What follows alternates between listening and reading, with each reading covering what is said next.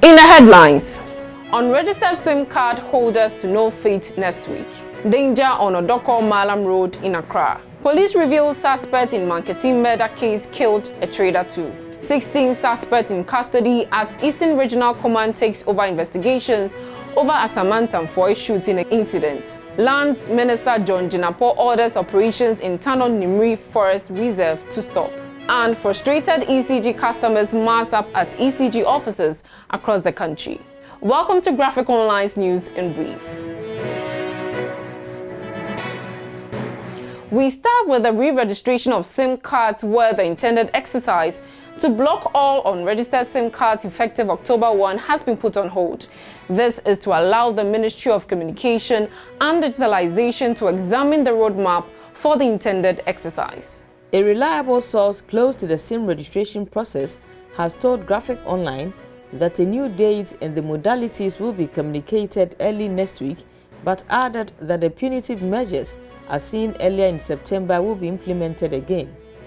The NCA Friday morning met with all telcos to finalize the modalities, and they expressed their readiness to go ahead with the exercise to block the unregistered SIMs as per the expiration of the deadline today, September 30. Meanwhile, it said those who have done stage 1, that is linked their Ghana cards to their SIM cards via *404#, will have up to end of year to complete stage 2 of their registration. Again, those who have not registered their SIMs at all will be blocked from receiving calls, making calls, using data services, among other things. It said such subscribers will, however, have to access to initiate *404# to start their registration and also be able to receive their unique codes via SMS. In Accra, there is deep cracks and other road surface defects which have developed on the Mallam Road, also known as the K.A. Buzia Highway in Accra, creating nuisance and wasting man hours. The road defects include the separation of aggregates from the binding materials, making the surface rough, the formation of depression, mesh-like cracks, also known as alligator cracks, potholes and huge trenches, often called craters. Graphic Online has observed that the situation is worse at the Odorkor traffic intersection, where a deep crater has developed, thereby posing a great danger to motorists and pedestrians. The situation has resulted in the slow movement of vehicles on the 10-lane highway, leading to the build-up of heavy traffic in the area, especially during rush hours. There is another crater on the side of road on the Mallam-Odorkor side of the road, as well as potholes on the opposite side, traveling from Kaneshie towards Mallam, as well as on the inverse flow of traffic from Mallam towards Kaneshie. Upon reaching the craters from either end of the road, the drivers are compelled to slow down to pass through the craters. Drivers from First Light to Sakamang Junction, for instance, and vice versa, motorists have to contend with the potholes and gullies in the course of their journey.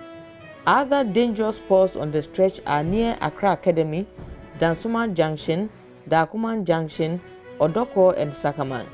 The situation is worse at night when there is poor visibility. At Odorkor, some motorists meander their way around the craters so that they do not damage their vehicles and in order to move a little faster.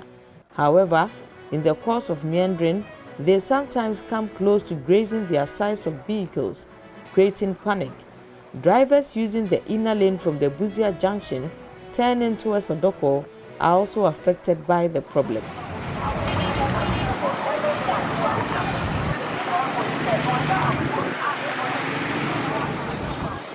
And in the Mankessim murder case, the police have said that the two accused persons, Michael Darko and Christopher Echo Clark, have also killed another person. The victim, said to have been killed earlier in June this year, has been identified as Gloria Yeboah, a petty trader from Wakrom in Kumasi. A press release issued by the Public Affairs Directorate of the police on Friday said Gloria was reported missing sometime in June this year when she left home in her quest to travel abroad. According to the police statement, the suspects lured the deceased to Accra on June 17th and took her to Mankessim under the pretext of preparing her to travel to Holland. However, she was later killed. The body has since been found and the police have also located her family. To some mining stories, the Eastern Regional Police Command has taken over the investigations into the shooting incident at Asamang Tamfoe in the Etiwa East District on Thursday. The incident is in relation to illegal mining activities in the area. Meanwhile, 16 of the total of 24 suspects arrested yesterday are in police custody in Koforidua. The 8 were released after a screening exercise by the police when it was detected they were farmers who were arrested as part of the swoop. The suspects were taken to the Koforidua High Court Friday morning, but the court was not in session. A team from the Eastern Regional Police Command, led by the Regional Commander DCOP Anderson Fosuaka, Friday morning visited the Asamang Tamfoe community to engage the people. There was some disagreement with community members of Asamang Tamfoe when an anti-illegal mining task force and the police from Chebi went to the area to arrest suspects and seize illegal mining equipment. It led to the firing of gunshots, videos from which have since been circulated on social media. The police and task force had reportedly seized some mining equipment, including excavators. However, the community members insisted their operations were approved as it was part of an approved community mining activity. On their way out in a convoy transporting the arrested suspects and the equipment to Chebi, where the District Police Command headquarters is located, the community members blocked the road, which led to the firing of shots.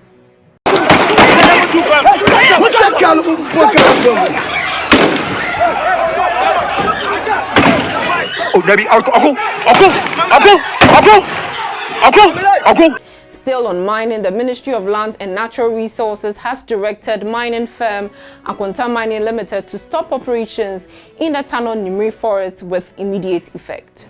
According to the ministry, even though Akonta Mining Limited has a mining lease to undertake mining operations in some parts of Samaboy outside the forest reserve, the company has no mineral right to undertake any mining operations in the Tano Nimiri Forest Reserve.